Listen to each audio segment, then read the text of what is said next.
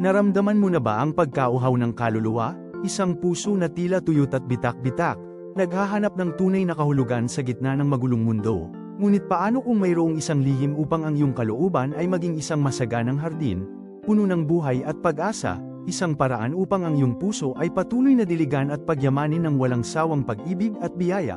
Ang sagot ay matatagpuan sa banal na kasulatan.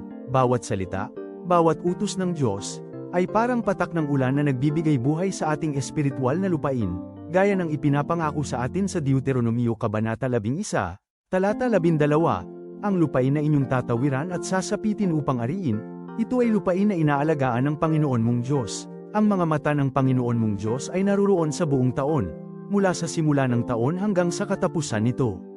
Ibig sabihin, ang Diyos mismo ang nangangalaga sa atin, sa bawat sandali ng ating buhay. Kaya't araw-araw, kapag inilalagay mo ang mga utos ng Diyos sa iyong puso, ang iyong buhay ay magiging parang lupang patuloy na dinidiligan, hindi lamang ikaw ang makikinabang kundi magiging bukal ka rin ng pagmamahal, kapayapaan, at pag-asa sa iba. Hayaan nating ang ating mga puso ay maging bukas sa kanyang pag-ibig, upang patuloy tayong yumabong at maging biyaya sa lahat ng ating makakasalamuha. Isang pusong binigyan ng Diyos ng walang katapusang pag-aalaga.